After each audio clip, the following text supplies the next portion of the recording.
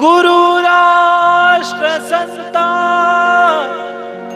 जीविहा कदावी हृदय संचरोनी नवी स्फूर्ती द्यावी समर्थास स्वसामर्थ्य द्यावे प्रभावी अभावालका विश्वसेवा घडावी अभावालका विश्वसेवा घडावी। बोलो सिद्धेश्वर संत श्री गुलाब बाबा की जय। बोलो शंकर भगवान की जय। बोलो पार्वती पतये हर हर विश्व महापुराण की जय।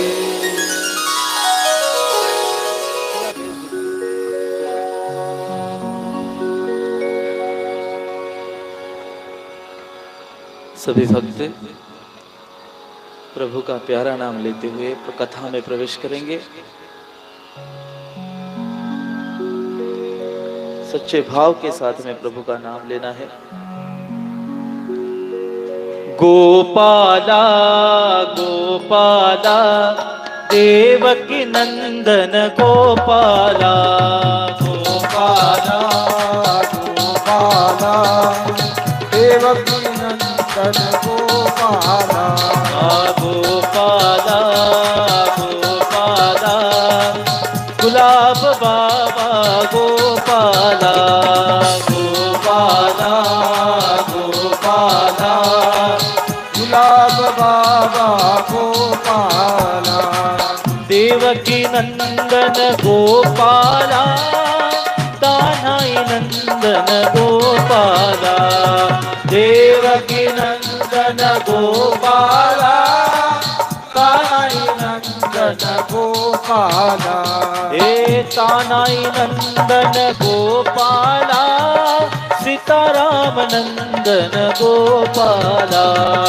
तानाई नंदन गोपाला सीताराम नंदन गोपाला गोपाला गोपाला देवकी नंदन गोपाला गोपाला गोपाला देवकी नंदन गोपाला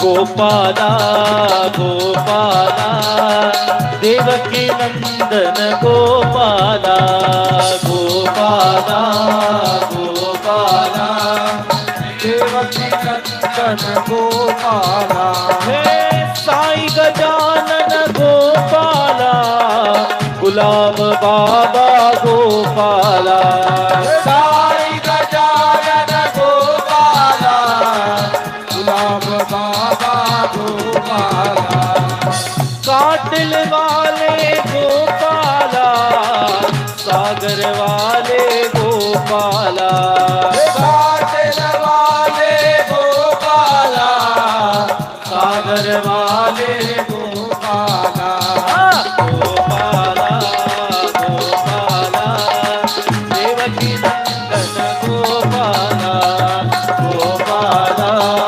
गोपाला देवकी नंदन गोपाला गोपाला गोपाला देवकी नंदन गोपाला गोपाला गोपाला देवकी नंदन गोपाला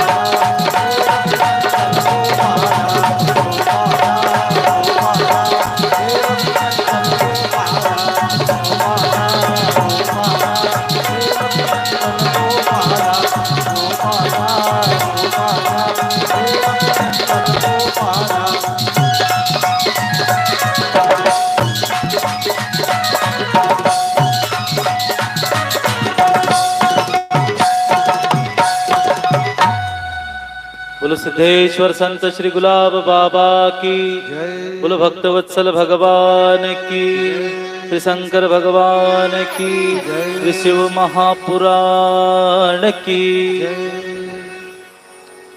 परात्पर पर ब्रह्म परमेश्वर सिद्धेश्वर संत श्री गुलाब बाबा,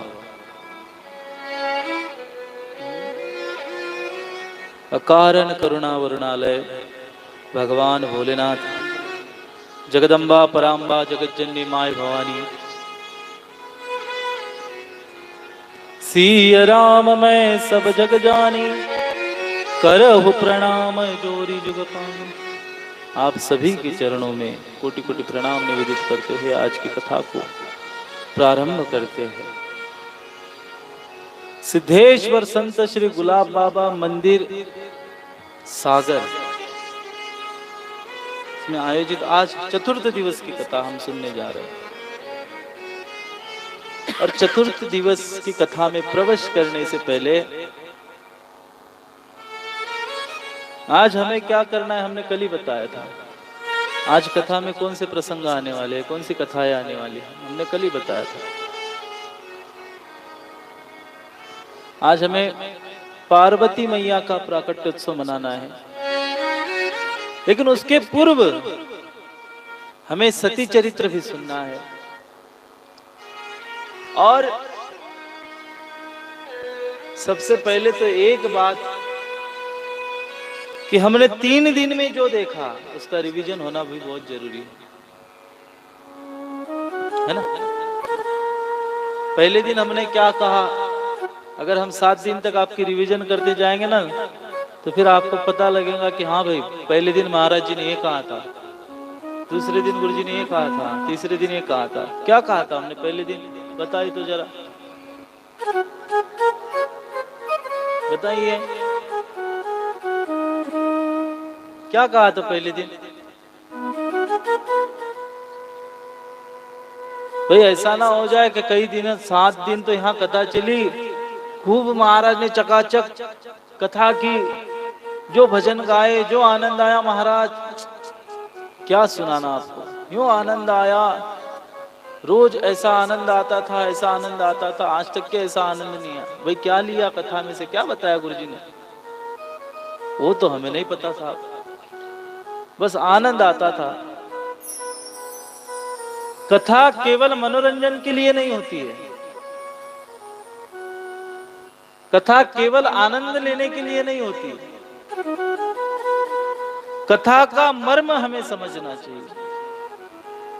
कथा, हमने कथा कई सुनी है, कृष्ण भगवान की कथा सुनी है, प्रभु श्री रामचंद्र भगवान की भी कथाएं सुनी है, भगवान भोलेनाथ की भी कथाएं सुनी है। लेकिन केवल कथा सुनने से हमारे जीवन में कोई फर्क पड़ने वाला नहीं, केवल कथा सुनने से कुछ नहीं मिलने वाला हमें। उस कथा का मर्म, उस कथा में से हम क्या सीख लेते हैं, हमें क्या सीख लेना है। जैसे हमने कल कथा कही, नारद मोह की कथा कही थी ना। नारद जी को मोह हो गया था अपने रूप पर,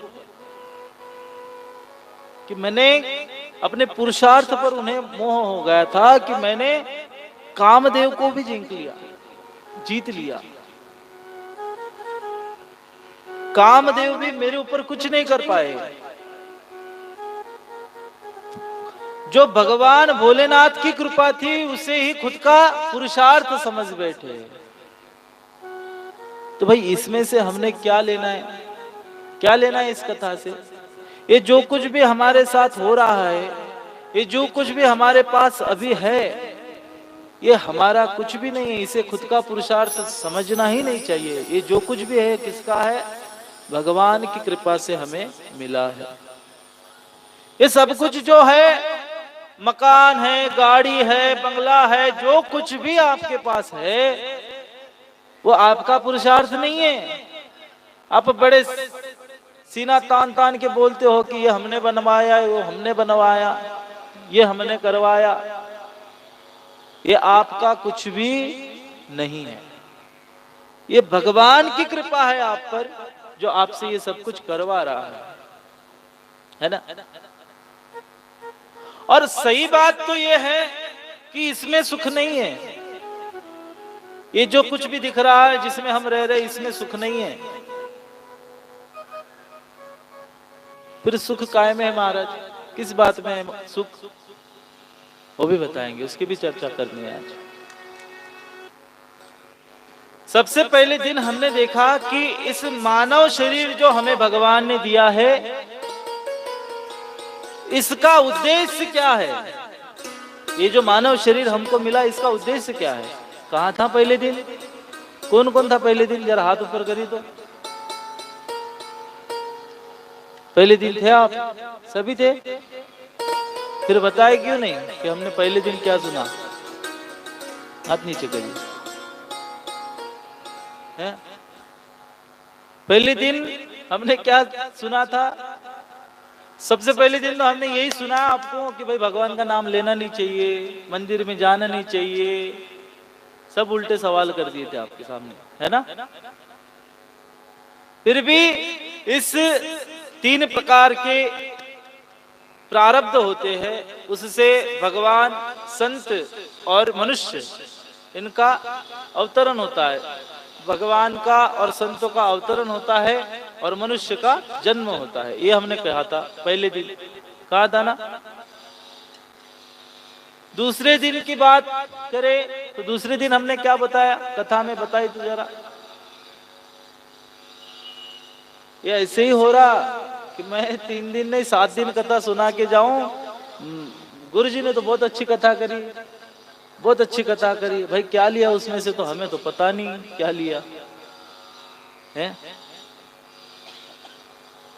दूसरे दिन हमने सुना कि तेरे नाम अनेक तू एक ही है।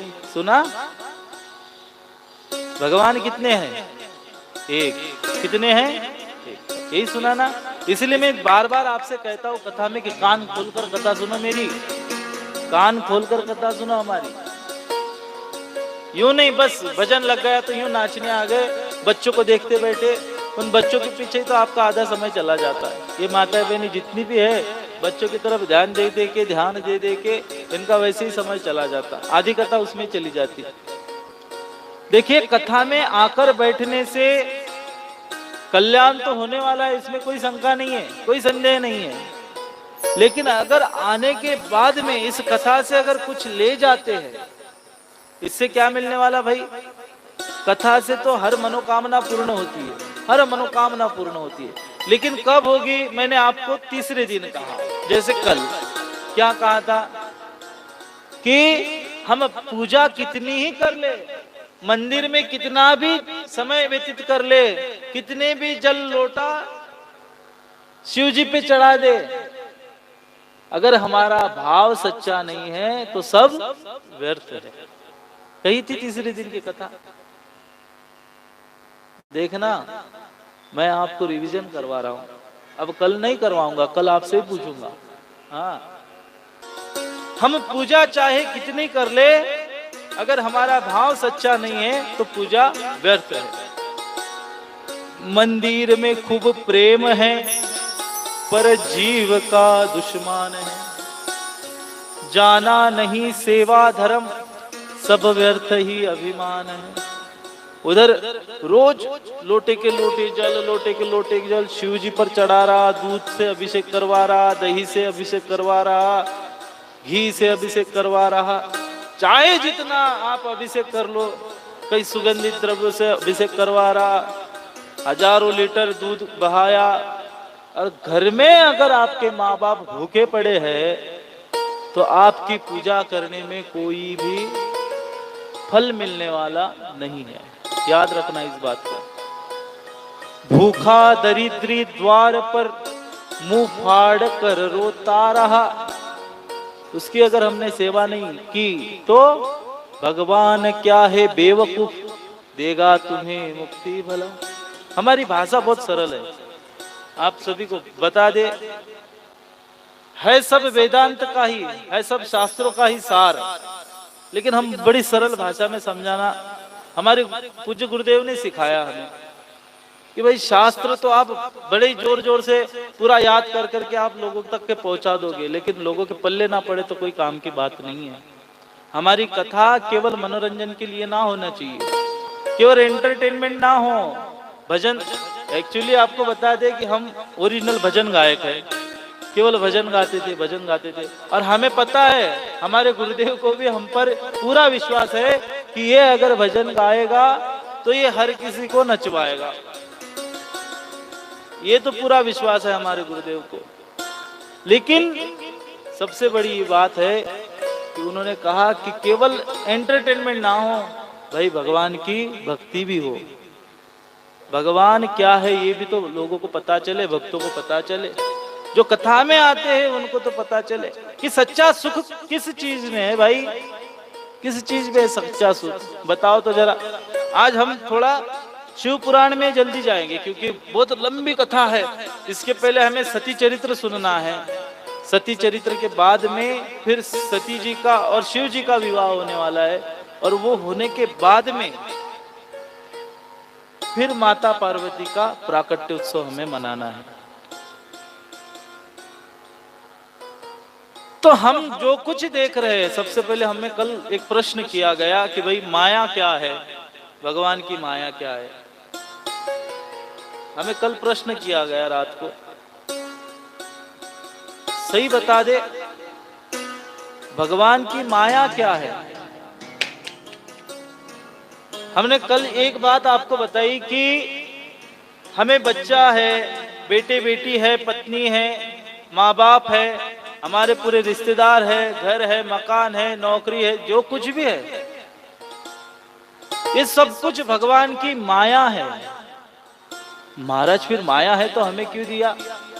हाँ, ये जो श्रीमद् भागवत जी में विदुर जी और मैत्री जी का संवाद आता है, और उसमें वो बताते हैं कि ये जो दुनिया है ये दुखालय है।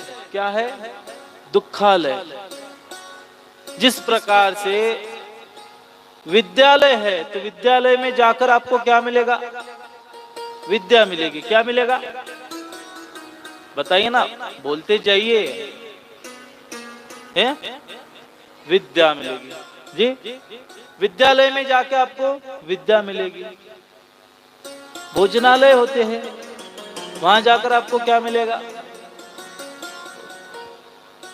और मैत्रेय जी विदुर जी को समझा रहे हैं कि ये जो दुनिया है ये सब कुछ दुखालय है। ये क्या है? दुखालय। फिर इसमें आकर हमें क्या मिलेगा? दुख ही मिलने वाला है, दुख ही मिलने वाला है। आपको लगता है कि हमें बेटा होगा तो बहुत सुख मिल जाएगा। आत्मदेव की कथा आती है, अजामिल की कथा आती है श्रीमद् भागवत जी में। भाई आपको बेटा हो गया तो हमें बहुत खुशी हो गई, बड़ी खुशी हो गई, है ना? अच्छा, एक बात पे ऊपर गौर किया आपने कि जब बच्चा जन्म लेता है, मेरी छोटी छोटी बातें हैं लेकिन हम कभी ध्यान नहीं देते इन सब बातों को, कभी ध्यान नहीं देते। हमारे पूज्य गुरुदेव हमें बहुत अच्छे से सिखाते ये सारी बातें। एक बात के ऊपर ध्यान दिया आपने कि बच्चा जब भी जन्म लेता है, कोई भी बच्चा अगर जन्म लेता है तो वो सबसे पहले क्या करता है? क्या करता है? जोर से बोला करिए ना जरा। सबसे पहले रोता है ना कि हंसता है? बच्चा जब जन्म लेता है तो वो सबसे पहले रोता है। क्यों रोता है भाई? अच्छा, वो रोए ना तो उसको ऐसे थप्पड़ मार के कुछ चिमटी लेके उसको रुलाते हैं, रुलाते हैं ना। माता बहनों को बताऊंगा सब, बच्चा ना रोए ना तो उसको रुलाते हैं। ऐसा क्यों? कबीरा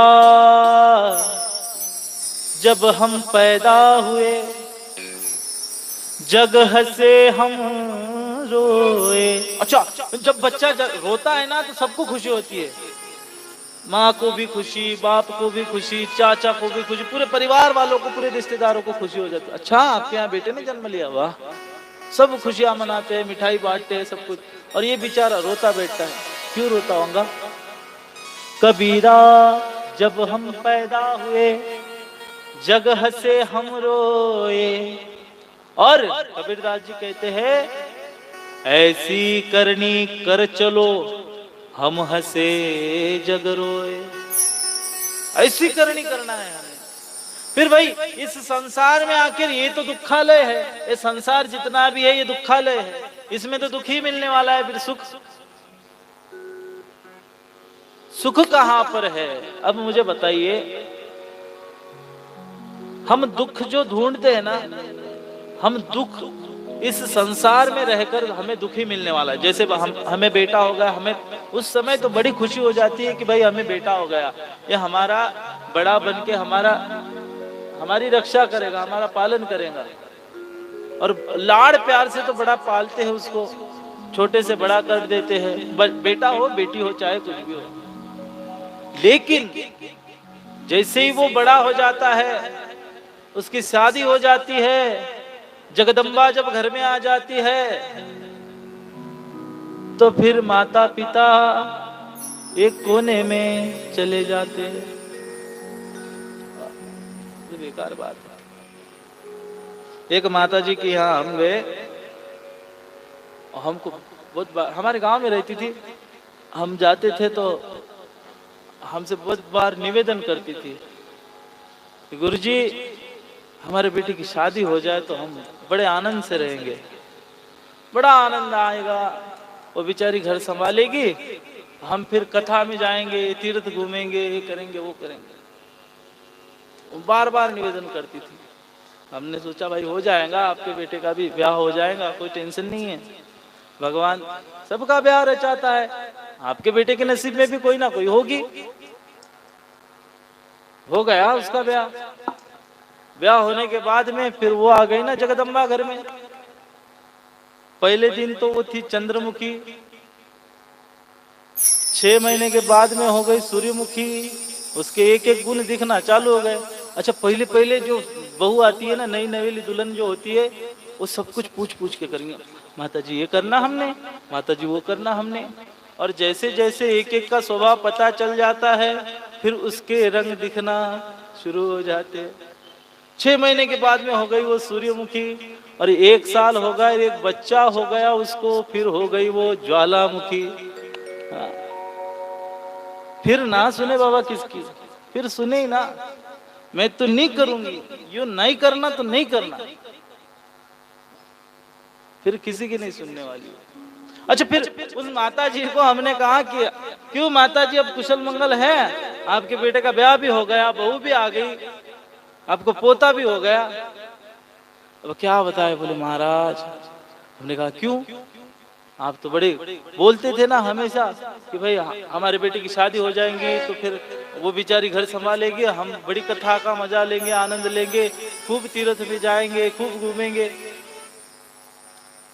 बोले क्या बताए गुरुजी, हम तो सपने तो बड़े रंगीन देख लिए थे, लेकिन पहले तो भी हम घर छोड़ के जाते थे और बिंदास चले जाते थे घर के बाहर। जब बहू नहीं थी उस समय हम ऐसे ही दरवाजे में थोड़ा सा ये लगा देते थे और चले जाते थे। अब तो इतनी कठिन समस्या हो गई महाराज कि 2 किलो का ताला लगा के जाना पड़ता घर में, फिर भी भरोसा नहीं, बोलते कि ये अलमारी से क्या निकाल ले और किसको कहां छुपा के रख दे, क्या निकाल के ले जाए। मतलब पहले तो मुक्त थी, जैसे ही शादी हो गई और बंद गई। और हमारे जीवन में ऐसा होता है महाराज कि हम जीवन में इन रिश्तेदारियों में, अपने बेटों में, अपने पत्नी में, अपने घर में, मकान में आसक्त हो जाते हैं, और यही भगवान की माया है। हमने कल ही कहा कि संसार क्या है, संसार और परमार्थ कोई अलग चीज नहीं है, कोई अलग बात नहीं है कि हमने दिन भर काम कर लिया सो हो गया हमारा संसार, और 10 मिनट भगवान के मंदिर में बैठकर भजन कर लिया वो हो गया परमार्थ। ऐसा ही है ना आपका मतलब? ऐसा नहीं होता, संसार में ही परमार्थ है, कोई अलग करने का काम नहीं है। कैसे महाराज, समझाओ सरल भाषा में, सरल भाषा में। सुबह उठे, सुबह उठते बराबर हमें क्या करना है? सबसे पहले भगवान का ध्यान कर, बिस्तर छोड़ने के पहले हमें भगवान का नाम आना चाहिए हमारे मुख में। अच्छा, भगवान का नाम लेने की कितने समय है? चाहे दिन भर नाम लो या ना लो, लेकिन 5 समय ऐसे हैं दिन में कि उस समय में भगवान का नाम आना ही चाहिए महाराज। ये बाकायदा हमारे पास प्रमाण के साथ में है। तो कौन से 5 घड़ी है वो? कौन से 5 समय है? पहला समय निद्रा के आदि अंत में, निद्रा जब हमें होती है, नींद में से हम पहले नींद में से उठने के बाद सबसे पहले भगवान का नाम आना चाहिए एक बार। और जब हम सोते हैं, जब हम सोते हैं उसके पहले एक बार। कितने समय हो गए? समझो अभी हमें सोना है 10 बजे, तो हमें पहले भगवान का नाम याद कर करके भगवान का नाम लेकर के सोना चाहिए। और जैसे ही हमारी नींद खुल जाए तो भगवान का नाम ही हमारे मुख में आना चाहिए। अच्छा, एक बात और गेस किया आपने? आप रात को पिक्चर का गाना गुनगुनाते सो जाइए, सुबह उठकर आपको वही गाना याद आएगा। हाँ, सुबह उठकर आपको वही गाना याद आएगा। ये अपना मन है, ये मन जो है ये जिसका चिंतन करते रहता है ना रात भर, फिर उसका ही चिंतन करते रहेगा। और फिर सुबह उठते बराबर वही अपने ध्यान में आएगा कि भाई हमने तो रात में ये कहा था। तो ये 2 समय हो गए। एक हो गए सोने के पहले, सोने के पूर्व, और नींद में से उठने के बाद, 2 समय हो गए। फिर गोधूली बेला, गोधूली बेला 2 समय आती है। कब? जब सूर्य भगवान निकलते हैं, सूर्योदय होता है उस समय, और जब सूर्यास्त होता है उस समय। कितने कितने हो गए? 4। कितने हो गए? 4। एक नींद लगने से पहले, नींद में से उठने के बाद 2। तीसरा हो गया गोधूली बेला के समय, सूर्योदय के समय, और चौथा हो गया सूर्यास्त के समय। और 5वां जो है, हम जब भी भोजन करते हैं उस समय हमें भगवान का नाम लेना चाहिए। क्यों महाराज? भगवान का नाम भोजन के समय क्यों लेना चाहिए? क्यों लेना चाहिए भोजन के समय? क्या जरूरत है भोजन के समय लेने की? क्यों? कारण है उसका। भोजन नहीं यह यज्ञ है, ब्रह्माग्नि में है आहुति। आपने यज्ञ किया है कभी? यज्ञ किया है क्या? अरे हाँ नहीं, कुछ तो बोलो। सागर वाली सबकी सब गूंगी है क्या? तो महाराज कहां पर थे हो? आपने यज्ञ किया है कभी? किया है यज्ञ? बैठे यज्ञ में। अच्छा माता जी, यज्ञ में हम आहुति डालते हैं। आहुति कैसी डालते हैं? आहुति ऐसी डालते हैं, ऐसी डालते हैं ना? और कितनी प्यार से डालते हैं, ऐसी ऐसी, है ना? ओम भूर्भुवस्सुः प्रचोदयात् स्वाहा, ऐसी डालते हैं ना प्यार से। तो ये भोजन जो है, हम भोजन जो करते हैं, ये पिंड संस्कार है, ये भी एक यज्ञ है। ये जो हमारा पेट है ना, इसमें जठराग्नि होती है, जठराग्नि जो हमेशा प्रज्वलित रहती है, जठराग्नि। अब देखिए, इसमें अध्यात्म भी है और विज्ञान भी है। हम जो कह रहे बायोलॉजिकल साइंस की मेथड से कह रहे, और इसमें अध्यात्म भी जुड़ा है कि भाई भगवान का नाम लेना चाहिए। हो गया। अब क्यों ऐसा और विज्ञान क्या बताता है, ये भी हम आपको बताएंगे।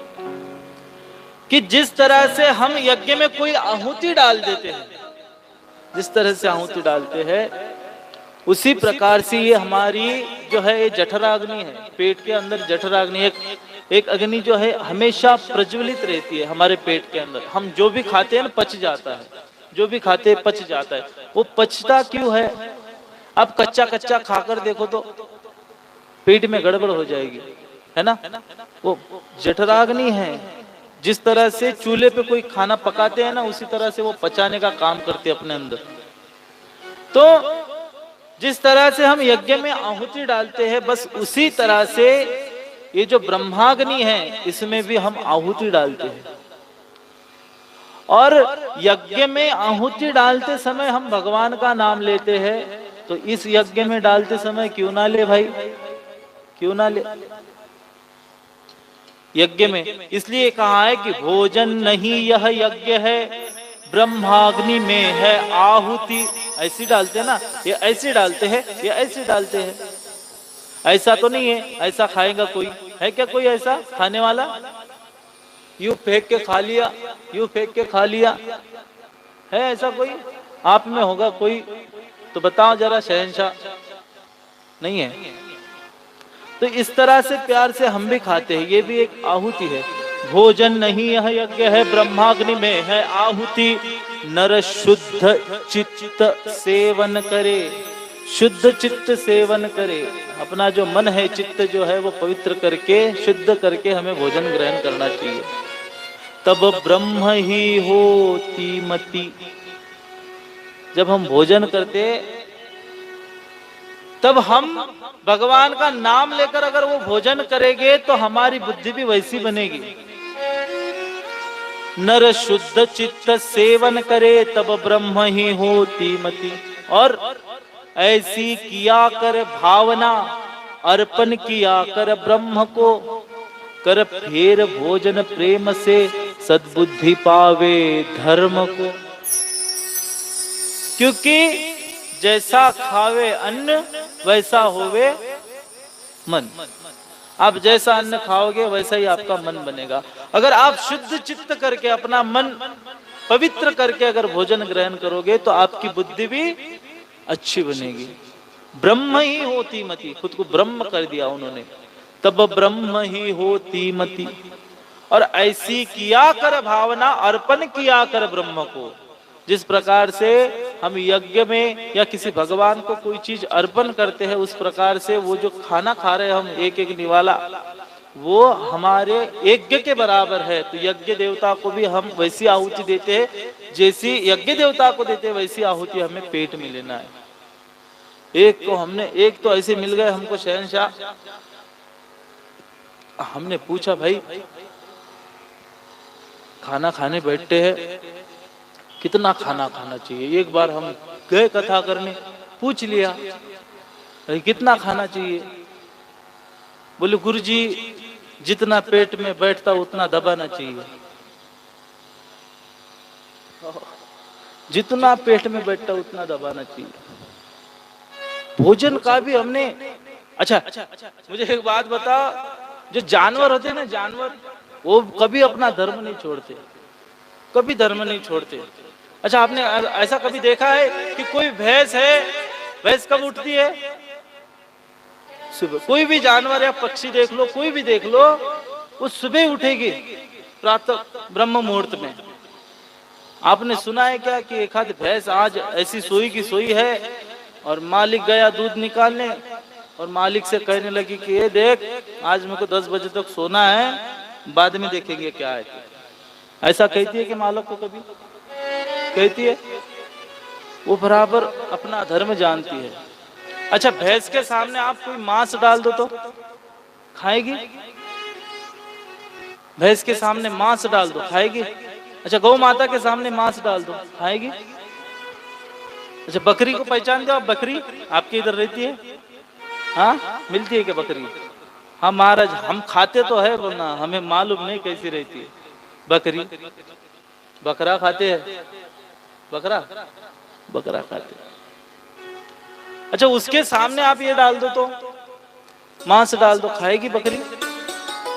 नहीं खाएगी। अच्छा शेर मांसाहारी है, शेर मांसाहारी, उसके सामने घास डाल दो खाएगा? खाएगा? फिर हमारा धर्म क्या सिखाता है? क्या सिखाता है? सात्विक भोजन ग्रहण करना चाहिए, सात्विक शुद्ध भोजन ग्रहण करना चाहिए। फिर हम क्यों भाई मांस खाते हैं? क्यों खाते हैं मांस? जरा बताओ ना। और जो खाने बैठे, जो अच्छा जो मांस खाते हैं ना, जितने भी जीव मांस खाते हैं उनकी सांस की जो गति होती है ना वो बहुत तेज होती है। वो ऐसे करे।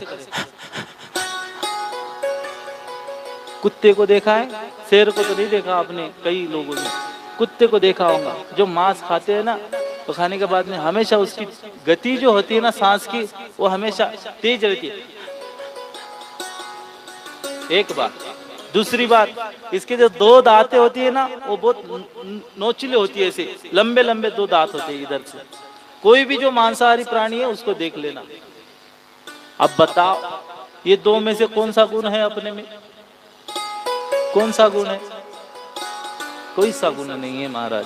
फिर भी हम सुनते नहीं, मांस खाते हैं। अच्छा क्या मिलता है मांस खाने से? गलत फहमियां है कि भाई प्रोटीन मिलता है, ये मिलता है, वो मिलता है। उससे कई ज्यादा गुना, मतलब कई गुना उससे ज्यादा प्रोटीन तो हमारी जितने भी हम दालें खाते हैं ना, दाल खाते हैं, मूंग की दाल हो, तुअर की दाल हो, और भाई उससे कितना अच्छा अच्छा है प्रोटीन। अगर खाना है आप पनीर खाओ, दूध से बना हुआ, काजू खाओ, बादाम खाओ, पिस्ता खाओ, ये जितना भी है इसमें सभी तो कंटेंट्स हैं। फिर भाई मांस ही क्यों खाते हैं? नहीं खाना चाहिए। अच्छा खाने के लिए भी इतना बेकार काम है कि खाने के ऊपर किसी का कंट्रोल ही नहीं। कोई कोई तो जो दबाता है, जो दबाता है, जो दबाता है। हमारे यहाँ एक बार, हमारे इधर भंडारा लगता है ना तो पंगत रहती है। आपको पंगत समझते हैं क्या? पंगत समझते हैं आपको? पंगज, अब पंगज बोलते हैं आप हैं? हाँ, पंगज, पंगत, हाँ पंगत। हमारे इधर भंडारा हुआ, वो जो पंगत बैठी, उसके यहाँ बेचारे के यहाँ शादी थी, मालक के यहाँ, उसने भंडारा लगवाया, शादी का खाना था, तो पहली पंगत उठ गई। एक आदमी पहली पंगत से बैठा खाने के लिए, हाँ खाने के लिए पहली पंगत से बैठा। हम उसके साथ में बैठे पहली पंगत में। भाई गुरुजी आए तो पहली पंगत में बिठा ले, और फिर पहली पंगत में बैठे खाने को। पहली पंगत हुई खत्म, फिर दूसरी पंगत बैठी, वो भी खत्म हुई। खाना खाते ही रहा, अकेला कोने पे बैठा, जो चालू उसका खाना, इसका भोजन चालू। 3-4 पंगत उठ गई, इसका खाना चालू ही चालू, ये उठे ही ना। फिर किसी ने वो मालक से कह दिया, घर मालक से, अरे भाई देख वो 4 पंगत हो गई, खाना खाते ही जा रहा, खाते ही जा रहा। अब घर मालक गया बेचारा मालिक, उसके पास में समझाने लगा कि भाई क्यों रे? बोले तू इतनी देर से खा रहा, खाते ही जा रहा, खाते जा रहा, पीछे वालों के लिए कुछ छोड़ेगा कि नहीं? वो बोले क्यों भाई? अरे बोले पीछे भी तो कई सारे लोग रहे, उनके लिए भी तो कुछ खाना छोड़ दे। देख बोले भाई ज्यादा होशियारी मत दिखा। तूने पत्रिका पर क्या डाला है कि भोजन का समय 12 से 4, अभी 3 ही बजे, 1 घंटा और खाना खाओ। अब बताओ क्या वो भजन है कि 12 से 4 कर ले? हाँ? खाना खाने की भी कोई लिमिट होती है ना। बड़ा प्यार से, हमको तो बहुत प्यार से खिलाते हैं, इतना प्यार से खिलाते हैं कि हमारी सब सिस्टम गड़बड़ होती जा रही है। इतना प्यार प्यार से खिला रही है माता जी।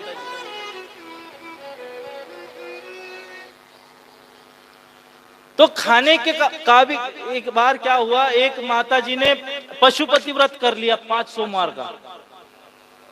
हाँ 5 सोमवार का पशुपति व्रत कर लिया। अब खाने की लिमिट, मर्यादा होती है ना? तो ये देखो खाने की लिमिट कैसी थी। अब उसने पशुपति व्रत कर लिया, तो उसने एक ब्राह्मण को बुलाया, बोले अपने बेटे को भेज दिया ब्राह्मण जी के यहाँ, पंडित जी के यहाँ, बोले जा पंडित जी को बुला कर ला, हमारे यहाँ उनको खाना खिलाना है, और 5 सोमवार उनको, 5 सोमवार का उनको निमंत्रण दे देना कि भाई 5 सोमवार आपको खाना खाने आना है। बोले ठीक है। पहले सोमवार आए, दूसरे, तीसरे, चौथे, 5वें सोमवार में आए, फिर 5वें सोमवार में वो पंडित जी की पंडितानी घर पे नहीं थी, बच्चा लग गया पीछे पंडित जी के, बोले चलो खाना खाने, मैं भी आता तुम्हारे साथ में। बोले चल। अब यजमान ने बुलाया तो भाई एक के साथ दो, घर का रहे तो फिर विचार, अब दूसरे का है तो काय का विचार, चल तू भी चल, तू भी चल। एक बच्चा गया उसके साथ में पीछे लग के पंडित जी के साथ में, जो गए खाना खाने को। पंडित जी बैठे, फिर थाली आई सामने, परोस दिया। उसमें सब आइटम ऐसे थे, रसगुल्ला था, हलवा था, हाँ ऐसे बढ़िया बढ़िया ऐसे आइटम। फिर पंडित जी देखे भाई कब परोसना हो जाता है इनका, जल्दी से जल्दी। पंडित जी को लगी थी भूख, कब खाऊं और कब नहीं, ऐसा हो रहा था। अब बेचारा बैठा खाने के लिए, अब खाते खाते उसका बेटा भी उसके बाजू में बैठा। अब दोनों का वो, हमारी इसमें हम पहले नाम लेते भगवान का, हर कोई लेता है, जो भी संत होते, जो भी भगवान के भक्त होते, वो भोजन के पहले नाम लेते हैं। तो उन्होंने वो पानी वगैरह सब थाली के बाजू में ऐसा घुमाया और फिर चालू हो गया। जो टूट पड़े महाराज, जैसे कि जेल में से छूट के आए, हाँ जो टूट पड़े, दपा दपा, जो चालू हो गया। फिर आधा खाना होने के बाद में उसके बेटे की तरफ ध्यान गया उसका कि अरे ये तो बोले खाना खा रहा। वो क्या करता था, 2 निवाले खाता पानी पीता, 2 निवाले खाता पानी पीता। अब ये देख लिया उसके बाप ने, जैसे ही बाप ने देखा एक मुक्का मारा उसकी पीठ पर। उसने पूछा क्यों, क्या हो गया आपको? अरे बोले पगले, माल दबाना, पानी क्यों पी रहा? पानी पिएगा तो माल कब दबाएगा? उसमें बड़े बड़े आइटम थे ना अच्छे। अरे बोले आपको नहीं समझता। बोले क्यों, क्या हो गया? अरे हमें पता है, बोले जब गांव का रास्ता बन रहा था, सड़क बन रही थी, उस समय पहले उन्होंने कच्चा मुरुम डाला, फिर उसके ऊपर पानी डाला, फिर पक्का मुरुम डाला, फिर पानी डाला, फिर और उसके ऊपर ये जो मसाला रहता है इसका वो डाला, तब जाके वो सड़क पक्की बन गई। और ये भी ऐसा ही है, बोले 2 निवाले खाओ पानी लगाओ, 2 निवाले खाओ पानी लगाओ, या ऐसे माल एकदम से टाइट बैठ जाता है बोले पेट में। तो बोले पहले क्यों ने बताया, मैं भी पानी पी पी के माल दबाता था। तो खाने की भी कोई लिमिट होती है, ऐसा नहीं कि बस मिला तो खाते ही जाओ। आंखों में भूख नहीं होना चाहिए, आंखों में नहीं होना चाहिए। आप थाली में एक साथ पूरा भरकर ले लीजिए, थाली बहुत सारी, आपकी भूख वैसी हो जाती है, आपको खाने की इच्छा ही नहीं होती उसको। तो हमारा आज का कहने का मतलब जो था, भाई भोजन भी करना है तो भगवान का नाम लेकर ही भोजन करना चाहिए। हमने 5 समय बताए भगवान का नाम लेने के, कौन से बताए बताओ जरा जल्दी। भाई सोने के पहले, नींद में से उठने के बाद, गोधूली बेला के समय, सूर्योदय के समय और सूर्यास्त के समय, हो गए 4।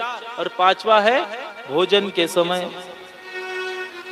इस 5 समय में भगवान का नाम आना ही आना चाहिए मुख में। फिर आप चाहे दिन भर करो, भगवान का नाम लो या ना लो, हो गई बात।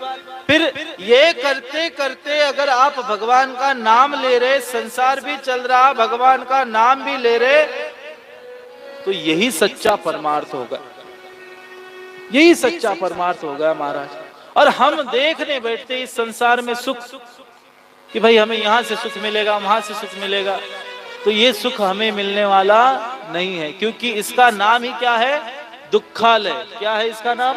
दुखालय। हम अपने विषय पे आ रहे हैं, आप इधर ध्यान दीजिए, इधर उधर मत भटकिए जरा। तो ये दुखालय है, इसमें आकर के हमें केवल दुख और दुख ही मिलने वाला है, इसमें सुख मिलने वाला नहीं है। फिर भी हम आशा रखते हैं कि हमें सुख मिलेगा, हमें सुख मिलेगा, हमें सुख मिलेगा। 2 प्रकार के सुख होते हैं, एक होता है वस्तुनिष्ठ सुख और एक आत्मनिष्ठ सुख। जो वस्तु से हमें सुख मिलता है उसे कहते हैं वस्तुनिष्ठ सुख। अब इस संसार में आकर हमें केवल वस्तुनिष्ठ सुख की ही आशा रहती है। वस्तुनिष्ठ सुख क्या होता है भाई, क्या होता है, क्या होता है वस्तुनिष्ठ सुख? माने कोई वस्तु आपके यहाँ आ गई, कोई चीज आपके यहाँ आ गई तो आपको सुख मिल जाता है। समझो आपके यहाँ टीवी नहीं थी, देखने के लिए, और आज आपके यहाँ टीवी आ गई। घर का मुखिया जो था वो गया टीवी लाने, टीवी की दुकान में, वहां पे उसने चेक करके अच्छी सी टीवी लाई, महंगे से महंगी टीवी दो बोले, उसने महंगी से महंगी टीवी लाई घर पे, और घर में लाने के बाद सबको खुशी, बेटे को खुशी, बेटी को खुशी, पत्नी को खुशी, माँ बाप को खुशी, सबको खुशी हो गई कि भाई हमारे यहाँ टीवी आ गई। हमारे यहाँ टीवी नहीं थी, अब तो हम भी रोज टीवी देखेंगे, रोज टीवी देखेंगे। सबको इतना हर्ष हो गया, सबको इतना आनंद हो गया। और होने के बाद में जब उसने वो टीवी लगाई और जो उसकी पिन रहती है, वो पिन जैसे ही प्लग में डाली, स्विच ऑन किया, तो एकदम से उस टीवी में से धुआं निकल गया। वो पूरी वायर जल गई, धुआं निकल गया। और धुआं निकलने के बाद में सब उसकी तरफ देख रहे हैं कि भाई तूने अच्छे से देख के क्यों नहीं लाई, भाई हमको इतना आनंद हो गया था, अब बताओ धुआं निकल गया, अब आनंद है क्या उसमें? अच्छा, लाई तब कितना आनंद था सब में कि हमारे यहाँ नई टीवी आ गई, नई टीवी आ गई, और जैसे ही उसमें से धुआं निकल गया, आनंद रहा क्या? नहीं, नहीं रहा। ये होता है वस्तुनिष्ठ सुख। माने जैसे पंखा है हमारे यहाँ, पंखा है, पंखा चल रहा है, मस्त हवा चल रही है, तो हमें कितना अच्छा लगता है, सुकून लगता है। और लाइट चली जाए तो, लाइट चली जाए तो, अगर वस्तु में सुख है, वस्तु में अगर सुख है, तो कोई बीमार आदमी को समझो, एक आध आदमी को जलेबी बहुत ज्यादा पसंद है, रसगुल्ले बहुत ज्यादा पसंद है, बहुत ज्यादा, कि भाई उसको रसगुल्ले मिल जाए तो बहुत ही खुश हो जाए वो। लेकिन जब वो अगर बीमार है, उसे तेज बुखार आ गया है, उसके सामने रसगुल्ले का कटोरा ला करके रख दो और बोलो उसको खा, खाएगा? खाएगा क्या? जिसको जलेबी बहुत ज्यादा पसंद है, लेकिन वो अगर बीमार है, उसके सामने कटोरा जा करके रख दो कि भाई अब जलेबी खा, तू खाएगा? क्यों नहीं खाएगा भाई? अगर उसे तो पसंद है ना, जलेबी उसको पसंद है, रसगुल्ले उसको पसंद है, फिर क्यों नहीं खाएगा? ये होता है वस्तुनिष्ठ सुख। ये जो अगर वस्तु में सुख होता तो फिर क्यों नहीं खाता? क्यों नहीं खाता? जो वस्तु लाई है, रसगुल्ला लाया है, जलेबी लाई है, इसमें अगर सुख होता तो भाई क्यों नहीं खाता वो? इसमें सुख नहीं है, सुख है अपने आत्म में, आत्मनिष्ठ, अपने भीतर सुख है। इसलिए तो बड़े बड़े महात्मा तपस्वी यहाँ पर नहीं रहते, वो जाते पर्वत में, और वहां जाकर की उनको कोई व्यवस्था नहीं रहती। उनके लिए एसी लगा है क्या? उनके लिए खाने के लिए नए रोज रोज पकवान न मिलते हैं क्या? मिष्टान न मिलते हैं क्या? नहीं। मिठाइयाँ मिलती है क्या उनको वहां जाके? नहीं। ऐसे झाड़े पत्ते, कुछ ना कुछ फल कंद खा करके वो अपनी तपस्या करते हैं। और वहां जाकर के भी अच्छा ओढ़ने के लिए भाई उनको बड़ी बड़ी अच्छी अच्छी शाल मिल जाए या फिर गद्दे पे सो जाए, ऐसा भी नहीं रहता। फिर भी बेचारे उधर क्यों? और उनको मिलता है आत्म सुख। वहां जाने के बाद में बड़े खुश रहते, बड़े आनंद से रहते। वो अपनी तरफ देख के हंसते। हम संसारी जितने भी है ना, हमारी तरफ देख के वो हंसते हैं कि अरे देखो कैसे फंसे हुए हैं। और वो वहां जाके ब्रह्मानंद में विलीन रहते हैं, हमेशा आनंद में रहते हैं। वो होता है आत्मनिष्ठ। भाई वहां तो कोई सुविधा नहीं, फिर भी तो इतने खुश रहते, कुशल मंगल रहते, आनंद से रहते हैं। तो वो होता है आत्मनिष्ठ सुख। हमें भी अपने अंदर देखना है, भीतर झांक कर देखना है। हम जब अपने भीतर झांक कर देखेंगे ना, तब हमें जो आनंद मिलेगा वो बाहर कहीं नहीं मिलेगा आपको। आपके ना बेटे में कोई सुख है, ना घर में कोई सुख है, ना मकान में कोई सुख है, ना बंगले में कोई सुख है। किसी चीज में, इस संसार के किसी भी वस्तु में कोई सुख नहीं है। जो सुख है वो भगवान के नाम में है, अपने ही भीतर है, दूसरी जगह जाने का काम नहीं। तो कल हमने देखा कि आदि शिवलिंग की निर्मिति कैसे हो गई। एक बार भजन करेंगे, फिर हम शिव महापुराण में प्रवेश करेंगे।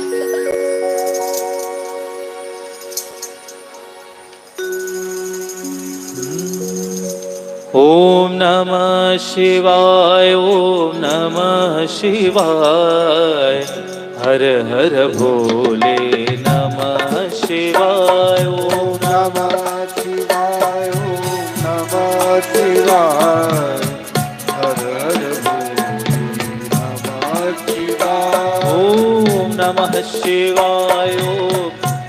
शिवाय। हर हर भोले नमः शिवाय। ओम नमः शिवाय। ओम नमः भाव से तालियों की सेवा देते रहिए। नमः शिवाय। ओम नमः शिवाय। हर हर भोले नमः शिवाय। नमः शिवाय। ओम नमः शिवाय। हर हर भोले नमः शिवाय। नमः शिवाय। ओम नमः शिवाय। हर हर भोले नमः शिवाय। नमः शिवाय। ओम नमः शिवाय। हर हर भोले नमः शिवाय। ओम नमः शिवाय। ओम नमः शिवाय। हर हर भोले नमः शिवाय। ओम नमः शिवाय। ओम नमः शिवाय। नमः शिवाय।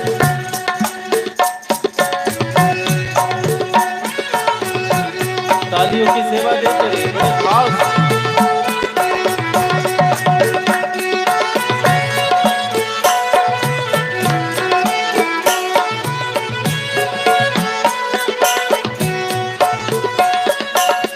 नमः शिवाय। ओम नमः शिवाय। हर हर भोले नमः शिवाय। नमः शिवाय। ओम नमः शिवाय।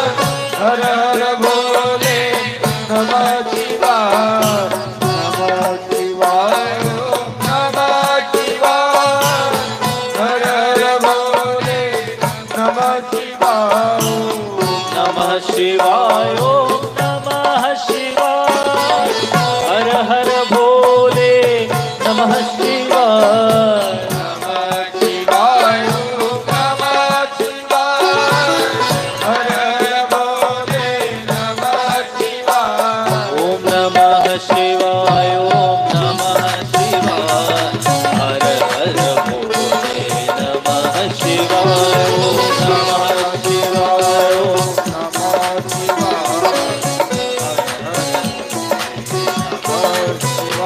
ओम नमः शिवाय। ओम नमः शिवाय। हर हर भोले नमः शिवाय। ओम नमः शिवाय। नमः शिवाय। नमः शिवाय। ओम नमः शिवाय। हर हर भोले नमः शिवाय। आइए। नमः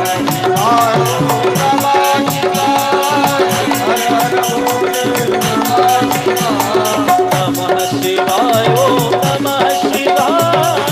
हर हर भोले नमः शिवाय। नमः शिवाय। ओम नमः शिवाय। नमः शिवाय। ओम नमः शिवाय। हर हर भोले नमः शिवाय। ओम नमः शिवाय। ओम नमः शिवाय। हर हर भोले नमः शिवाय। ओम नमः शिवाय। ओम नमः शिवाय। हर हर भोले नमः शिवाय। ओम नमः शिवाय। तालियों की सेवा देते हुए भाव से कहेंगे। ओम नमः शिवाय। ओम नमः शिवाय। हर हर भोले नमः शिवाय। नमः शिवाय। ओम नमः शिवाय। दोनों हाथ ऊपर करके नमः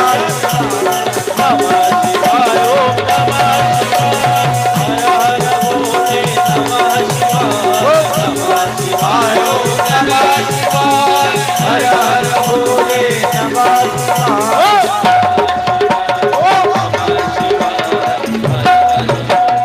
नमः शिवाय। ओम नमः शिवाय। हर हर भोले नमः शिवाय।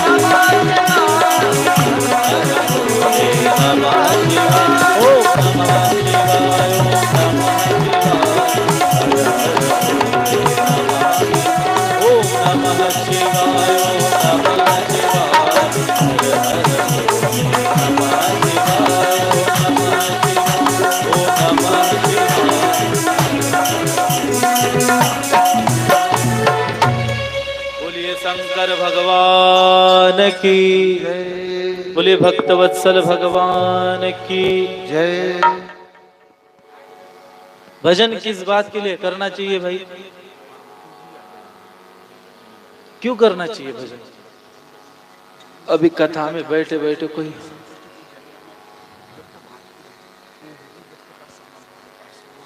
हमने देखा, हमें सब दिखते हैं यहाँ से, हाँ, इसलिए आपसे जोर जोर से तालियां बजवाते हैं।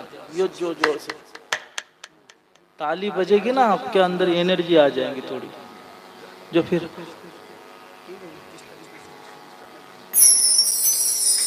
अच्छा ऐसा क्यों होता है? हाँ, अब देखिए, आप ही हमें कथा सिखाते हैं, कथा में क्या बोलना चाहिए ये आप ही सिखाते हैं हमें। आलसी क्यों आती है भाई? भजन में, कथा में, पूजा में बैठो तो आपको आलसी आएगी, जाप करने बैठो तो आपको आलसी आएगी। ऐसे क्यों होता है? इसके पीछे भी कारण है कुछ, इसके पीछे भी कारण है। और हम क्या करते हैं, जो इसी जोर,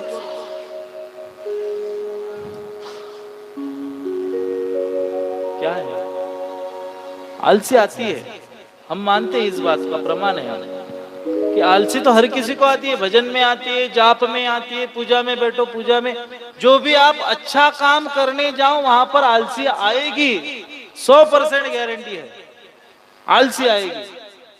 और हर किसी को आएगी, ये भी गारंटी है। ऐसा क्यों क्यों आती है आलसी? क्यों आती है? एक तो सबसे पहली बात बोलता आपको, आलसी किसको नहीं आती? आलसी उसको नहीं आती जिसका मन कथा में नहीं है, या जिसका मन पूरा भाव से कथा में है, उसको भी आलसी नहीं आती। जो इधर उधर भटकते हैं ना, उनको आलसी आती है। अच्छा, आलसी क्यों आती है फिर? क्यों आती होगी आलसी? आलसी इस बात के लिए आती है कि आप कोई भी अच्छा काम करने जाओ, कोई भी अच्छा काम करने जाओ, आपके जितने भी पाप है ना, वो आपके सर के ऊपर नाचते हैं और वो आपको अच्छा काम करने नहीं देते। एक बात याद रखना इसकी। और एक बात ये भी सही है कि हम जब पिंडौल में आते हैं, किसी भी कथा पिंडौल में जब आते हैं, प्रवेश करते हैं, तो वहां से उस पिंडौल के आगे ही आपके पाप उधर के उधर रह जाएंगे। और इधर जो आते हैं, इसको तो पाप छू भी नहीं सकते महाराज, जो भगवान की माया है, क्योंकि ये तीर्थ रूप बन गया। और तीर्थ में थोड़ी ना कोई पाप करेगा, लेकिन आपके जो पूर्व जन्म के पाप है, कुछ भी होगा आपका, जो भी किया होगा, वो आपको अच्छे काम करने नहीं देते। आपको आलसी आएगी, आपको कुछ ना कुछ ऐसे, पूजा में बैठो ना आप थक जाते हो, भजन करने बैठो कि नाम जप करने बैठ जाओ जाप करने के लिए, तो आपको आलसी आने लगती है। क्यों आती है आलसी? ये जो आपके पाप है ना, ये आपके पाप आपको अच्छा काम करने नहीं देते। और आज तक के तो हमने भगवान का नाम लिया नहीं सच्चे भाव से, और जब सच्चे भाव से लेने लगे ना, तो फिर ये पाप ऊपर आ जाते हैं अपने सर के ऊपर कि भाई तू अच्छा काम मत कर, तू अच्छा काम मत कर। क्योंकि गलत लाइन में हर किसी को जाना पसंद है, अच्छी लाइन में किसी को जाना पसंद नहीं है। 100 में से 5 लोग होंगे कि जिनको सत्संग अच्छा लगता है, लेकिन बाकी लोगों को तो थिएटर, पिक्चर, सिनेमा, मोबाइल, यही सब कुछ अच्छा लगता है। होता है ना ऐसा? और दूसरी बात ऐसी होती है कि हम जब जाप करने बैठते हैं, भगवान के सामने बैठते हैं, पूजा करने बैठते हैं, तो कोई संत ऐसे कहते हैं कि आपके जो पितर है, आपके जो पूर्वज है, वो आपके सर पे आकर के कहते कि भाई हमारी तरफ से भी अर्जी लगा दे। किसी कारण से भी आलसी आती है, वो कहते हैं कि भाई हमारी तरफ से भी अर्जी लगा दे, हमारी तरफ से भी अर्जी लगा दे। और कोई अच्छा काम करने बैठे तो उसको आ जाए आलसी। इसलिए कथा में पूरा ध्यान होना चाहिए हमारा, पूरा, ये क्या कर रहा, वो क्या कर रहा। अब मैं देख रहा ना आपकी तरफ, इधर कोई आया, एक बच्चा आ गया, वो क्या कर रहा, तो उसकी तरफ सबका ध्यान चला जाए। ये कथा का विषय नहीं है, कथा का विषय इधर चल रहा है, व्यास मंच से चल रहा है। तो आपका पूरा ध्यान कथा में होना चाहिए महाराज। ये जो आपके पाप है, ये पाप आपके सर के ऊपर आते हैं और कहते हैं कि तू अच्छा काम कर मत कर ये अच्छा काम, इसलिए आपको आलसी आती है। और आप अच्छा काम करोगे तभी आपको आलसी आएगी। आप पिक्चर देखने जाओ 3 घंटे टक एक नजर ऐसी टाइट करके आप पिक्चर देख लोगे, ना आएगी आपको आलसी? आएगी क्या? अच्छा, हम रास्ते से चलते जा रहे हैं, रास्ते से चलते चलते अगर किसी के झगड़े हो रहे हैं ना, तो हम झगड़े में खड़े रहते हैं, और खड़े रहने के बाद में वहां आलसी आती है क्या आपको? आती है क्या?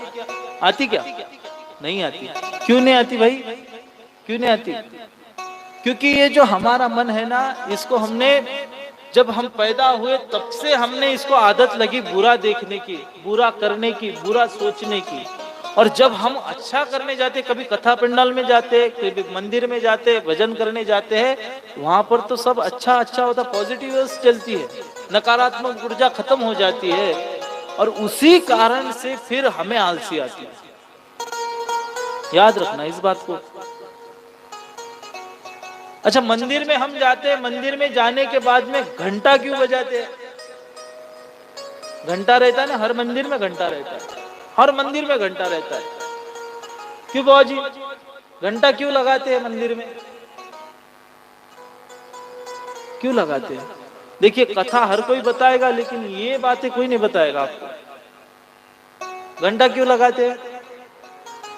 क्या जरूरत है भाई घंटे की? मंदिर में क्या जरूरत है घंटे की? घंटा कैसा लगता है? देखो, ठीक अपने सर के ऊपर घंटा रहती है, उसका कारण देखिए, ठीक अपने सर के ऊपर घंटा रहती है, और घंटा को जब हम बजाते हैं तो उसकी जो ध्वनि होती है वो हमारे कानों में गूंजती है। उससे क्या होता है, जितनी भी निगेटिव वेव्स है, नकारात्मक ऊर्जा जितनी भी है, वो दूर दूर तक चली जाती है। उस घंटे के नाद से पॉजिटिव एनर्जी तैयार हो जाती है, वहां पर सकारात्मक ऊर्जा तैयार हो जाती है।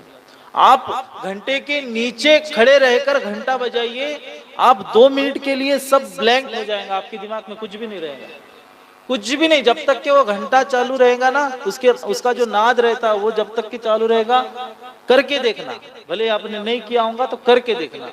मंदिर में जाने के बाद घंटे के नीचे खड़े रहना और घंटा बजाना, जब तक कि उसका नाद चलता रहेगा तब तक के आपके दिमाग में, दिल में, मन में कोई भी बात नहीं आएगी। आप कितने भी बड़े दुखी हो, कितने भी आनंद से आओ, कैसे भी आओ, वहां आने के बाद में जब घंटा बजाओगे, जब तक कि उसका नाद रहेगा, उस नाद रहे तक के आपके दिमाग में कोई बात नहीं आएगी, पूरा ब्लैंक हो जाओगे आप, टोटली ब्लैंक। और यही काम होता है। वो टोटली ब्लैंक होना मतलब क्या? 2 क्षण के लिए, 2 पल के लिए, एक पल के लिए क्यों ना हो, आप भगवान के मंदिर में आने के बाद एक चित्त हो जाते हैं। आपके दिमाग में कोई चीज नहीं रहती, कोई बात नहीं रहती, ना संसार की बातें, ना घर की बातें, ना मंदिर की बातें, कोई बात नहीं रहती, इसलिए वो घंटा लगाया जाता है। अच्छा, मंदिर में जाने के बाद में हर मंदिर में कछुआ होता है। क्यों होता है? क्यों होता है भाई? कछुआ रहता है ना, हर मंदिर में कछुआ होता है?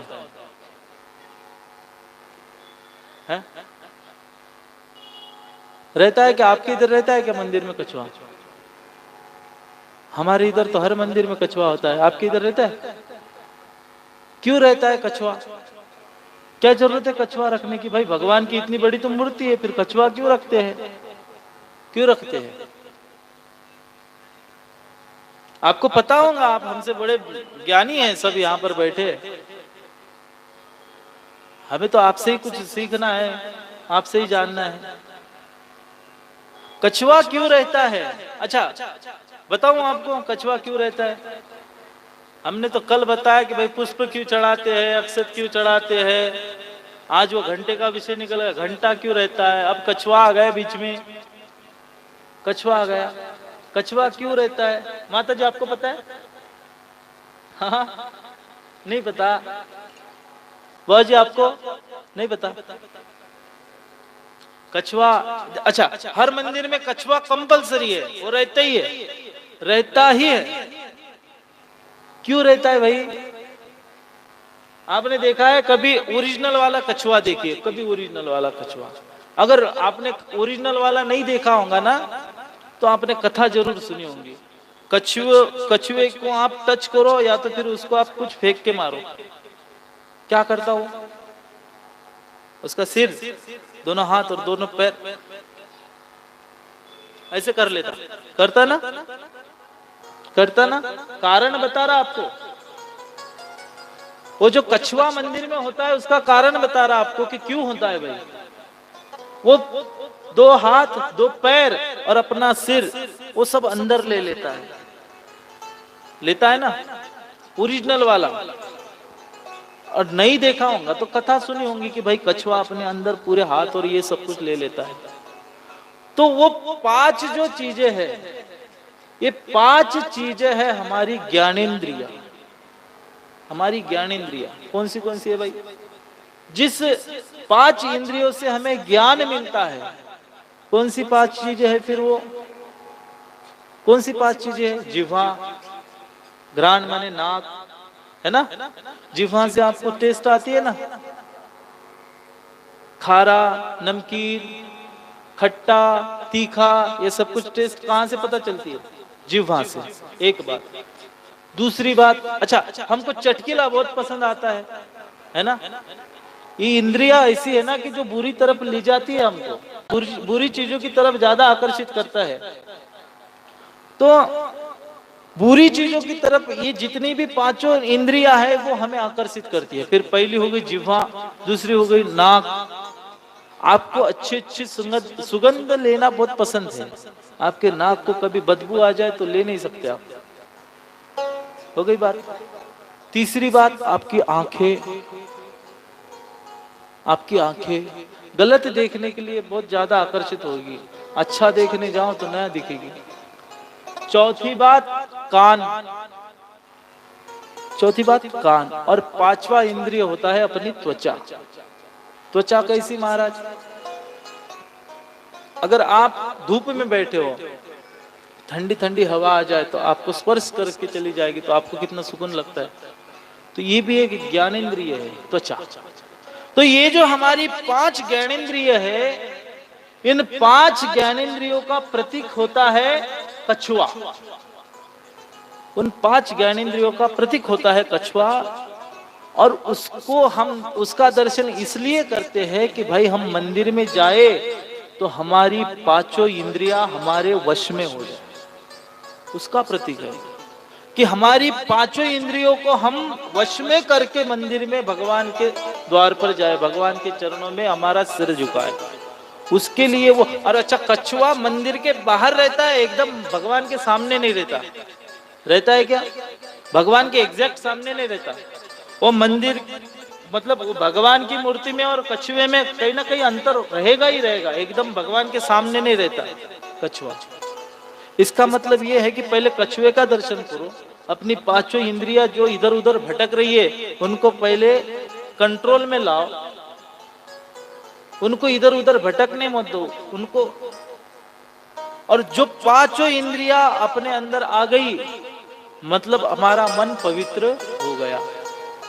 5 इंद्रियां जिसके वश में हो गई ना, उसका मन पवित्र हो गया। और फिर पवित्र मन से भगवान का दर्शन करने जाओ। बोलो भक्तवत्सल भगवान की जय। समझ आया कछुए का महत्व क्या होता है? समझ आया? 5 इंद्रियों का, 5 ज्ञानेंद्रियों का प्रतीक होता है कछुआ। पहले अपने इंद्रियों को वश में करो, क्योंकि हमने कल कहा कि आदत बुरी सुधार ले, बस हो गया भजन। और फिर दूसरी लाइन में कहा मन की तरंग मार ले, बस हो गया भजन। एक दूसरा हमने प्रमाण दिया था, सच काम किया जग में जिसने, उसने प्रभु नाम लिया न लिया। और उसकी दूसरी लाइन जो है वो काम की है, अपने मन को वश में जो किया, अपने मन को वश में जो किया, वह चारों धाम गया न गया। ये इंद्रिया जो है ना, हमारी पांचों इंद्रिया है जिससे हमें ज्ञान मिलता है, उन ज्ञानेंद्रियों से, उन 5 ज्ञानेंद्रियों से हमें ज्यादा ये बुराई की तरफ आकर्षित हो जाती है, बुराई की तरफ। और बुराई को सिखाने की जरूरत नहीं है, वो अपने आप आ जाती है, अपने आप आ जाती है। अच्छा, आपकी तरफ कोई गाली देता है क्या? गाली देता है कोई आपकी तरफ? बड़े सज्जन लोग रहते हैं यार यहाँ पे। हाँ, कोई गाली नहीं देता। देखिए ना, कितने भोले भाले बन के बैठे, आज तक की जिंदगी में गाली नहीं सुनी। आपको प्रणाम है दूर से। हाँ, आपके इधर कोई गाली नहीं देता है ना? वो ठठरी के परे इधर की है कि किधर की है? हमारे सुनने में आई थी शायद, यही की है। आप तो बड़े भोले भाले बन के बैठे हो। अच्छा, गाली, मुझे आप बताइए, गाली को सिखाना पड़ता है क्या? सिखाना पड़ता है क्या? नहीं सिखाते आपकी इधर? हमारी इधर तो बड़ी बड़ी कोचिंग लगती है, उसकी ट्यूशन लगती है। हाँ, और बड़ी बड़ी ऐसी किताबें हमारी तरफ गालियों की। आपके इधर नहीं है? नहीं है? वाह जी वाह, प्रणाम है आपको। गालियां कहीं सिखानी नहीं पड़ती, सिखानी नहीं पड़ती वो ना, उसकी कोई कोचिंग है। अच्छा, आपने ऐसा कभी बोर्ड देखा कि हमारे यहाँ गाली सिखाई जाती है, 300 रुपए महीना ट्यूशन रहेंगी? रहती है क्या? नहीं। फिर भी हर किसी को गाली आती है, हर किसी को आती है। ऐसा क्यों भाई? क्यों? ये सब कुछ हमें सीखना है, ये इसकी तरफ हमें ध्यान देना है। ऐसा क्यों होता है? एक गलत चीजों की तरफ हमारी इंद्रिया जल्दी आकर्षित हो जाती है। इसको कहीं सिखाने का काम नहीं है, कहीं पकड़ के लाकर उनको पढ़ाओ सिखाओ, ऐसी कोई जरूरत नहीं है। और अच्छी बातें देखो, आप भगवान के मंदिर में जाओ, भगवान का जाप करो, ये जितनी भी अच्छी काम है ना, अच्छी बातें है ना, इनको सिखाना पड़ता है, पकड़ पकड़ के लाना पड़ता है कि भाई 2 मिनट के लिए तो भी भजन कर ले, 2 मिनट के लिए तो भी संकीर्तन कर ले, सत्संग कर ले।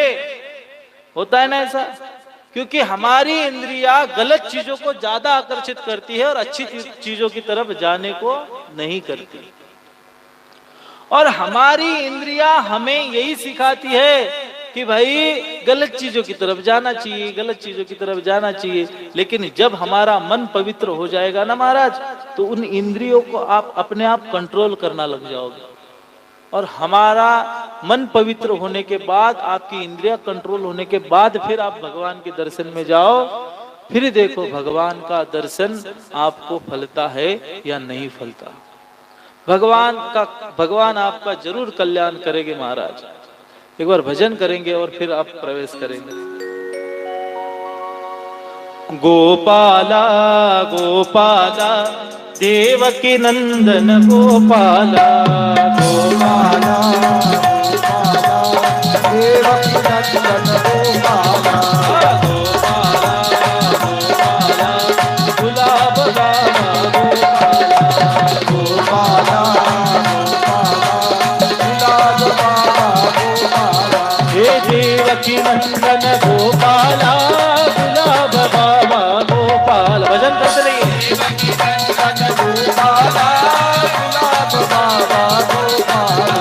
काटल वाले गोपाला, सागर वाले गोपाला, काटल वाले गोपाला, सागर वाले गोपाला, गोपाला गोपाला देवकी नंदन गोपाला, गोपाला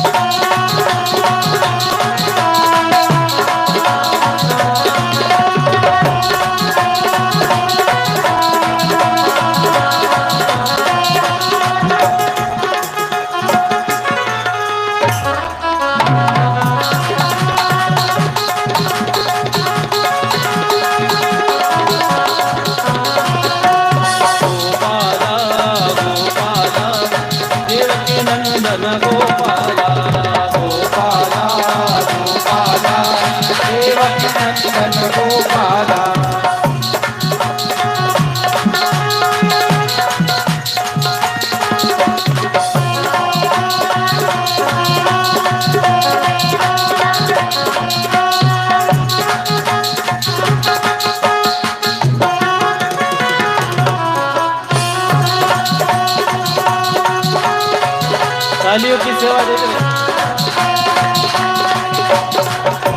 बाबा गोपाला देवकी नंदन गोपाला। हाँ गुलाब बाबा गोपाला देवकी नंदन गोपाला। गुलाब बाबा गोपाला देवकी नंदन गोपाला। हाँ गुलाब बाबा गोपाला देवकी नंदन गोपाला। कानाई नंदन गोपाला सीताराम नंदन गोपाला। कानाई नंदन गोपाला सीताराम नंदन गोपाला। गोपाला गोपाला देवकी नंदन गोपाला। गोपाला गोपाला देवकी नंदन गोपाला। गोपाला गोपाला देवकी नंदन गोपाला। गोपाला गोपाला देवकी नंदन गोपाला। देवकी नंदन गोपाला। देवकी नंदन गोपाला।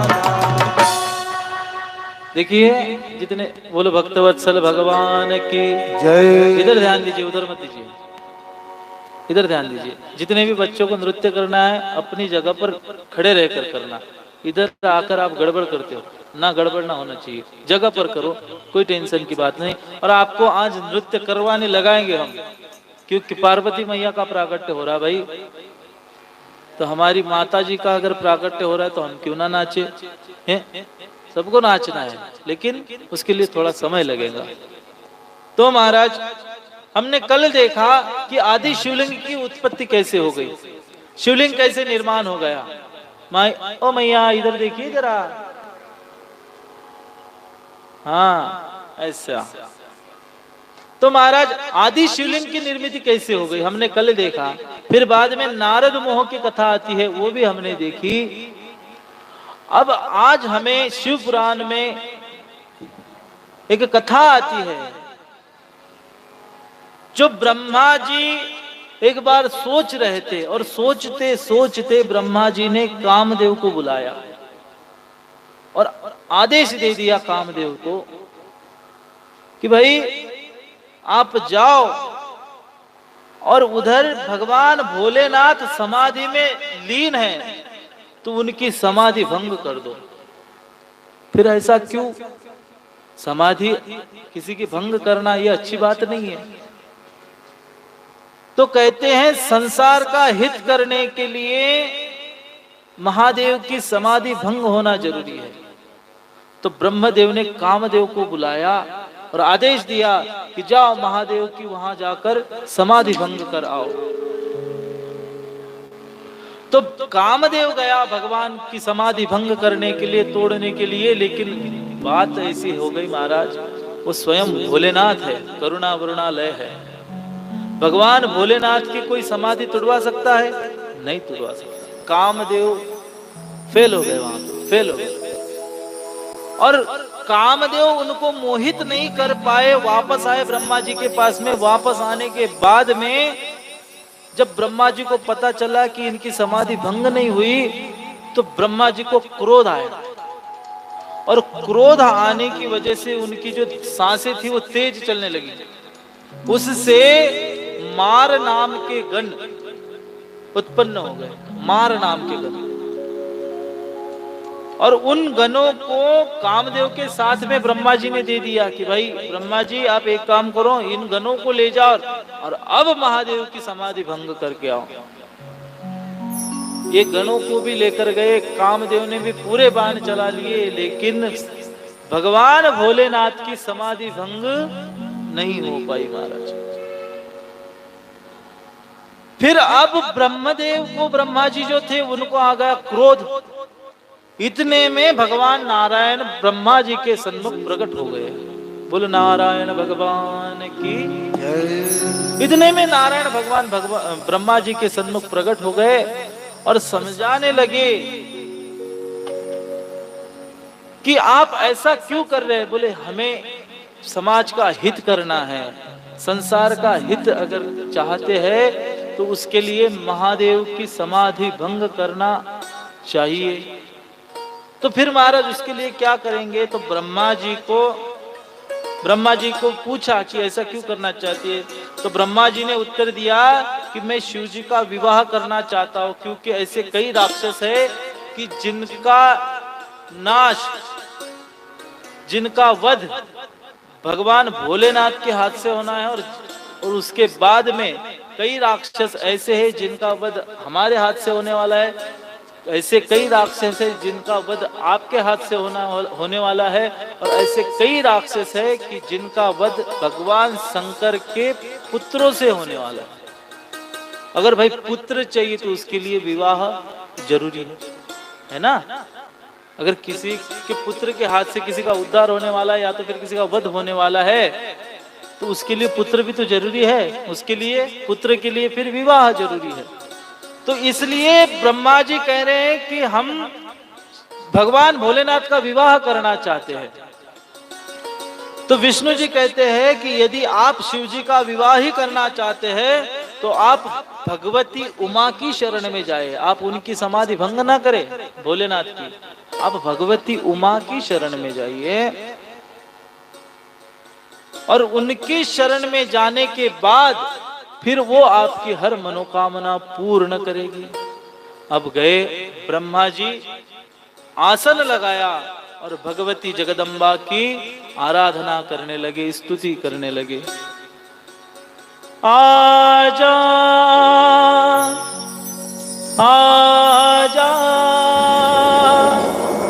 आजा मां, आजा मां, तुझे कब से पुकारे तेरा लाल, तुझे कब से पुकारे तेरा लाल, आजा मां शेरों वाली, तुझे कब से पुकारे तेरा लाल, आजा मां शेरों वाली, तुझे कब से पुकारे तेरा लाल, आजा मां शेरों वाली। ओ वारू तुझ पे मैं पूजा के था, वारू तुझ पे मैं पूजा के था, आजा मां शेरों वाली, तुझे कब से पुकारे तेरा लाल, आजा मां शेरों वाली, मां शेरों वाली, आजा मेहरों वाली, मां शेरों वाली, आजा मेहरों वाली, मां शेरों वाली आजा, मां मेहरों वाली आजा, मां शेरों वाली आजा, मां मेहरों वाली आजा, आजा मां शेरों वाली, तुझे कब से पुकारे तेरा लाल, आजा मां शेरों वाली, तुझे कब से पुकारे तेरा लाल, आजा मां शेरों वाली।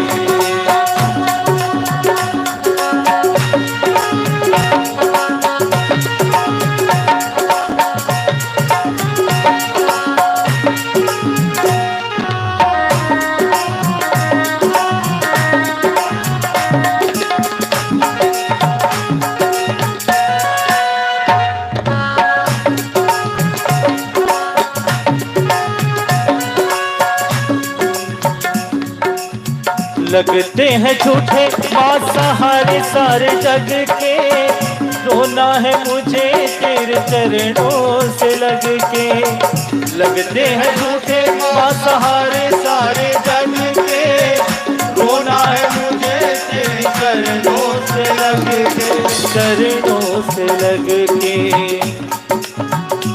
मेरे आंसू कहेंगे मेरा हाल, मेरे आंसू कहेंगे मेरा हाल, आजा मां शेरों वाली, तुझे कब से पुकारे तेरा लाल, आजा मां शेरों वाली, मां शेरों वाली, आजा मेहरों वाली, मां शेरों वाली, आजा मेहरों वाली।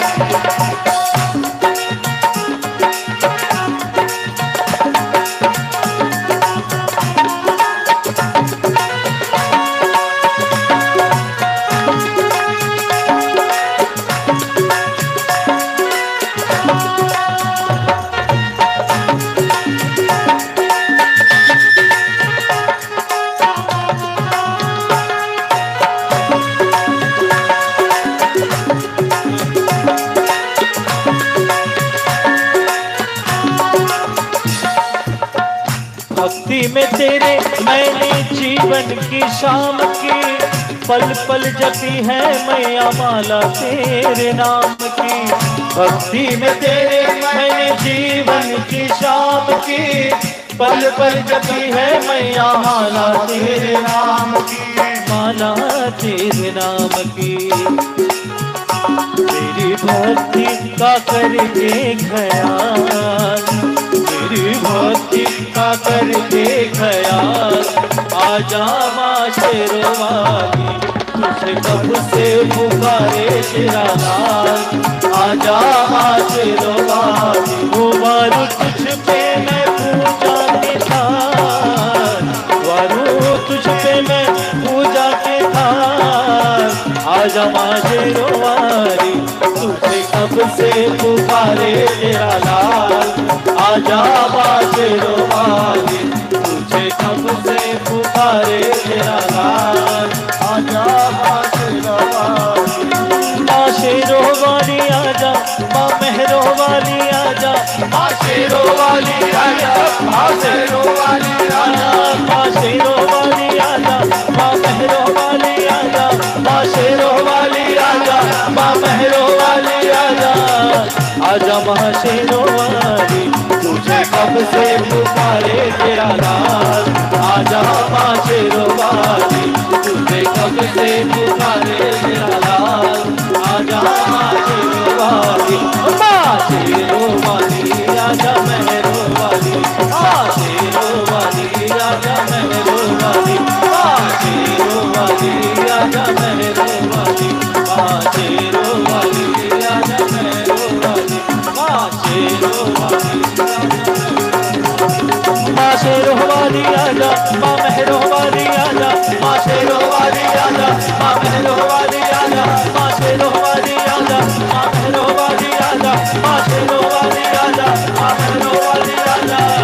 आजा माँ शेरवाली, तुझे कब से पुकारे तेरा लाल। आजा माँ शेरवाली, तुझे कब से पुकारे तेरा लाल। आजा माँ शेरवाली, तुझे कब से पुकारे तेरा लाल।